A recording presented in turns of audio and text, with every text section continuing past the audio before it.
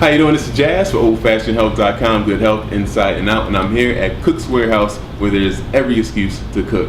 And I'm here with two special guests. We have Mike and Mike Rowe. And today's topic, we're going to talk about Crohn's disease. So first, Mike, thank you for coming on the show. Thank you for having me. Thanks, Mike Rowe, for coming on the show. So Crohn's disease, let me know if I'm wrong, guys. It's a debilitating disease of the stomach, correct? Well, it's more of a inflammatory disease. It's part of inflammatory bowel disease. Okay. But it's actually an autoimmune disease. Autoimmune disease. Yeah. Okay. And is that what you've been told as well, Ro? Correct. So I want to go to each of you guys the first time you were diagnosed. What led you to go to a doctor and get checked out? So what led you to your symptoms, Mike? You can feel free to tell that fun story. By the way, Mike is one of my clients. Well, I think the onset of something was wrong was we were working out with Jazz. Mm-hmm. We were doing some high intensity workouts, concentrating on the core, and in the middle of working out, I had to run to the bathroom, literally run to the bathroom. Yep. And it was really painful. And then maybe like a week later, Right. I thought I had a stomach flu. Thought I had the stomach flu, Right. and it just wouldn't go away. Wouldn't go away. And so I ended up going to the doctors 3 or 4 times before they decided to do additional tests to diagnose Crohn's disease. And that's how you were diagnosed. What about you, Mike? Thank you for asking him first, by the way. No problem. I'm going to both the stories now. It's actually a very similar story. It was 3 months of just running to the bathroom every 15 minutes. It was Right. terrible. And, at the time, I also went to the doctor, 3, 4, 5 times before Right. I could get to see a gastroenterologist. And, at that time, that's when they gave me the diagnosis. And it was hard to take at first, but Right. kind of things get easier as you go. As we go. Yeah. Definitely. So are there any other symptoms besides having to go to the bathroom a lot that can spark somebody to go check out their doctor? Well, for me, it was fatigueness, definitely. Fatigue. It didn't make any sense that I would get so many hours of sleep Yeah. and still be so sluggish in the mornings. Yep. And then even coming to work out, Mhm. I would be so tired even after working out when I probably should be a little bit more energized. Right. And definitely the just change in digesting food. I thought it was lactose intolerance. But Right. dairy was irritating a lot. Okay. So for me, when I think back, hindsight, those Yeah. are the 2 things I think that was Really out there. really, Is they kind of stuck out the most. Anything for you? Mike? Absolutely. Same with me. And then also on top of that, like I said, Crohn's is actually a whole body disease. Okay. So it, causes a lot of inflammation everywhere. So basically, I get a lot of joint pain Yes. and stuff like that. I broke my knee 6 years ago, and Wow. that hurts all the time. That could just be the knee, but, elbows, Everything. fingers, hands, Lower back. lower back. My back is killing me right now. Yeah. This goal, literally working out with him, these are all things that I complained about. Yeah, All the lower time. back, shoulder, joints, all the time. So speaking about working out, Mike Rowe had said that one of the movements he was doing was a high intensity movement. And I had him doing weighted burpees. It's a high intensity movement, right? We love burpees, we all do, right? So the thing is, you want to stay away from high intensity movements. You want to keep it to moderate to low impact, and strength training to keep your bones. Why? Because if you're doing high intensity movements, you're going to increase the risk of secretions in your digestive system, which can then give you issues with your stomach. Interesting. Exactly. Yeah. So, I obviously I know you work out, right, with me when you want to work out. No, you're good. And do you work out, man? I do. I actually just started Okay. a few months ago, Okay. and it has helped me tremendously. Good. I do just a lot of cardio Okay. and What kind of yoga. cardio do you do? I was gonna say yoga is really good. I ride the bike. Ride the bike, yoga, Yep. swimming, a good thing. Yep, and I do yoga almost every day. Wow. Taking a break right now for my back, but Okay. Mike? Well, I know what you do. You do a lot of strength training as well. A lot of Do you do any strength cardio on your own? I run. Okay. I don't run as much as I used to because I dropped a significant amount of weight and I don't want to lose anymore. Oh yeah.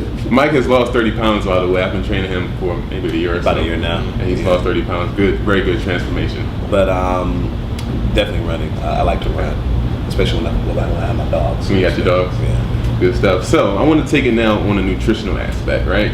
So Mike, I'm guessing you had to change your diet. Absolutely. Yeah. Right. So let's talk about what you had to cut out and what you now have to add in. Okay. Yeah, so I had to cut out, like a lot of people with Crohn's, raw vegetables. And People would think that's a healthy, right? know, And, yeah, you they know, really do. So And what it is is. it? What is it about that raw vegetables you can't eat?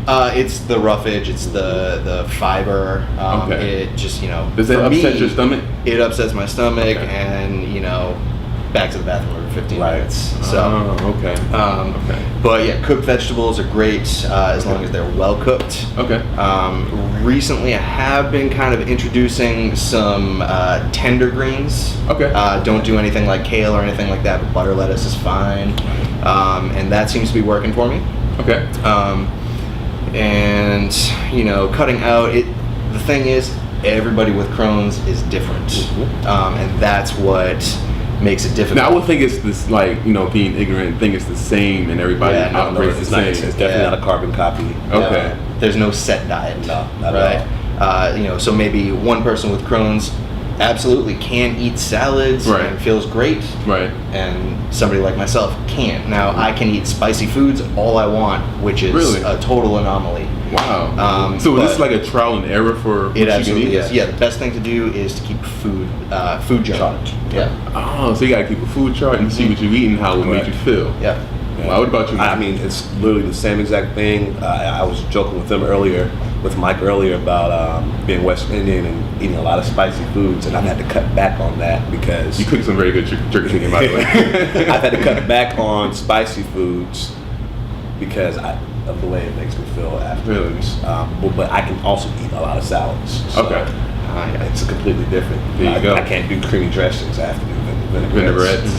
So all things that I thought were just Simple stuff. simple things. Is, like I literally write down everything Wow. that makes me feel I bad, know so that, I can yeah. keep it. Yep. I think for anybody just new to Crohn's or just recently diagnosed, the best thing to do is probably to start with all bland foods. Okay. And then, Work keep your way your up. food journal and reintroduce foods, one food every day, 2 foods every day, and just see how you feel with those. Awesome. Great information, guys. We're going to take a break. We're going to be right back with Old Fashioned Health, Good Health, Inside and Out, and we're at Cook's Warehouse.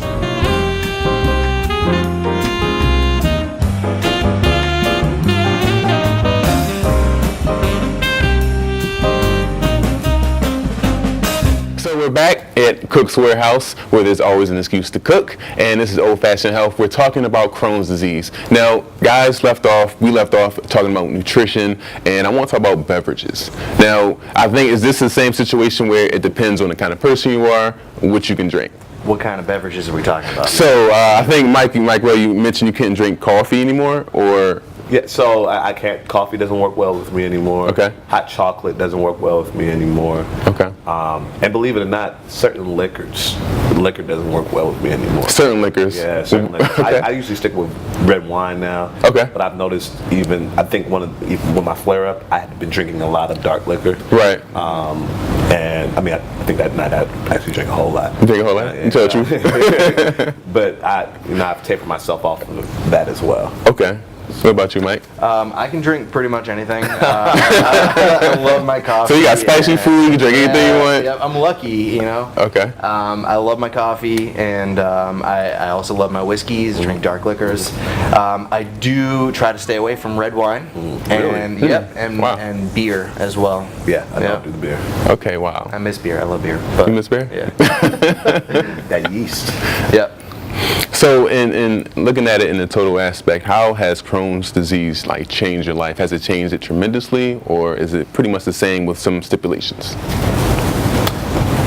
I think for me, food has always been a very big part of my life. So for me, it has changed my life tremendously. Okay. Because we're an eating family, so Right. the type of foods that we eat when I go to family events and stuff like that, I have to Pull it back a little pull it bit. back. Oxtails. I want it. Probably not the best thing. Not for the me to best have. thing? Yeah. The rice with a lot of gravy on it. Yeah. Got to pull back from it. So, holistically, it makes me feel better. Right. It's just the discipline you gotta It's have. discipline, definitely. And I've always Wow. had a weakness for food. So. Understandable. I'm the same way. Food is big in my family as well. And, there have been certain changes, Right. and I think the biggest one for me is always being that guy at the party. You know, I can't. You can't be that guy anymore. No, I am that guy. Okay. So you know, you have to be the one that says, you know, I can't eat that. Right. Another weird food for me that I can't eat is eggs. In any form. Well, I can eat them in, say, like a bread or something like that. Okay. But I just can't eat a plate of eggs for breakfast. And that's That'd be a big one of the worst things for me, honestly, and I don't know why. But you know, back to what's changed. Right. You know, I have to be that guy at the party that says, "Oh, I'm sorry, I can't eat that. You know, can I have something else?" Or, Yeah. you know, at the restaurant, say, you know, "Oh, can you substitute this for that?" And So you're a special order guy. I'm a special order guy now, and you know, it's a little embarrassing, but you know, you got to deal with it. Yeah, it makes you feel better, right? Yep, that's right. So I'm just imagining when you had to tell your family and friends, how did they take it? Do you think you had to educate them on this? Well, yeah, definitely you know, I have older parents, so Yeah. if you tell them that you have a splinter, oh my gosh, oh, you got a splinter. So Right. to mention something like Crohn's disease, Right. and they just hear the disease aspect. Yeah. I have to tell them it's just like your high blood pressure, theoretically. Yes, you have to manage it. You know? Just manage it throughout life. And that's the best way that I had to break it down to them. So it would Okay. be traumatic.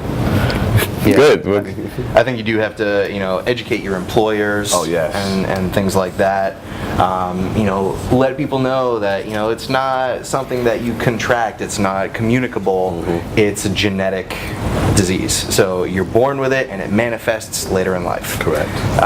Okay. And, you know, that's unfortunate. But, yeah, so you have to educate your employers, friends and family, to, you know, let them know that, you know, you may be acting erratically, but there's a reason for that. Exactly. You don't want to raise any red flags. It's a cause for it, right? Yep. Exactly. All right, so something else I want to talk about is irritable bowel syndrome and irritable bowel disease. Now, is that the same as Crohn's, and what's the difference? Well, Crohn's does fall into the category of irritable bowel disease, or IBD, Okay. along with ulcerative colitis. Okay. You know, and IBS is basically, it's, you know, so you got something wrong going on with your intestine, Okay. your intestinal tract, and they can't diagnose it, so they call it a syndrome. So it's not quite a disease. I find that just kind of interesting how they can't take it up a notch and say it's a disease. It's just a syndrome. Right. Well, I feel like and you know, no disrespect to doctors, but you know, I feel like it's one of those things where if the doctor can't diagnose it, they're just gonna say, "Oh, you have IBS." Okay. You know, it is a range of things. IBS can be, you know, diarrhea, constipation. Right. You know, whatever. It's just you got something going on with your intestines. Now, Mike, is that something that your doctor even mentioned besides saying it might have been a stomach flu? Oh yeah, the last doctor did say that, and I mean, he was like, "Oh, you know, just introduce more fiber into your diet." Okay. You know, it was very simple conversation. There was no probing. Okay. You know, I mean, figuratively, but he didn't really like want to dig in deeper to figure out All your issues all and the try to issues really, that, you know. So yeah, he definitely said it was probably IBS. And it turns out it's actually Crohn's, right? So is there something you would like, you know, the viewers to know that is associated with Crohn's disease that we may not know as the normal public, right? Because I know I didn't really know too much about Crohn's disease until the show, right? So is there something that you would like to, you know, convey to the viewers? I have something to say about that. Yeah, go actually. ahead. Yeah, so like I said before, it is a whole body disease. And that's something I didn't know. I thought it was just this area. Yeah, that's most people have. And you mentioned fatigue. I didn't know, you know. Yep, and that's what I was going to say. You know, it's a whole body disease. You know, people go through a lot of pain. You know, maybe outwardly they look healthy, they look okay, but on Right. the inside they may be screaming. You know, so just, you know, keep that in mind. If you know if someone in your family has Crohn's or, Right. or what have you, just keep that in mind that, you know, maybe they don't feel as good as you do. You know, Right. maybe It's you know, sporadic. maybe you're going to the park Yeah. and they say, you know what, I'm going to hang back. don't think of that as, they're slighting you. Right.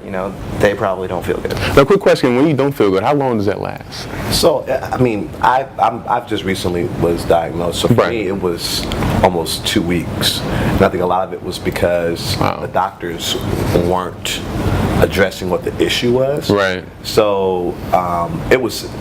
I would say the severity was at least 2 weeks. I mean, it definitely took me a while to get back on track. Right. But I mean, the not running to the restroom every 15 minutes, the joint pain. Right. For me, what I realized also, I started becoming a little depressed.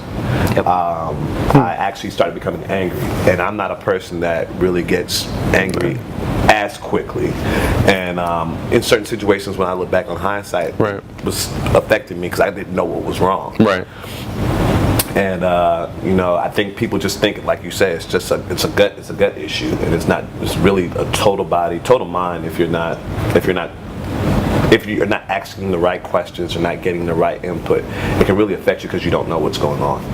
Right. So I mean, what I'm hearing is that it's something you have to live with, but if you manage it correctly, you can still live a normal life. Correct. It's not like really debilitating. You can't move. Correct.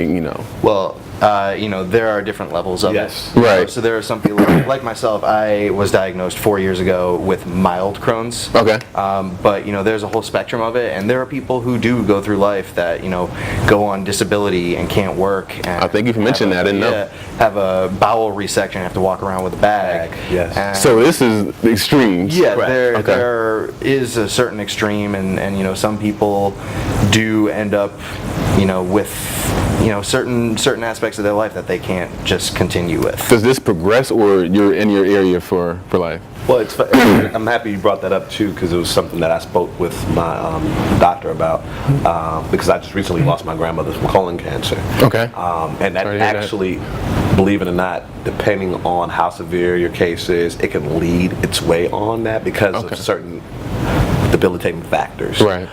So yeah, there is definitely. I think what Mike and I have are very mild cases. Okay. I have a friend right now that's at Emory. Just had to have emergency surgery on this because he had intestinal blockage. Okay. And little things like that. I never had to have surgery. So I really accounted to paying attention to my body.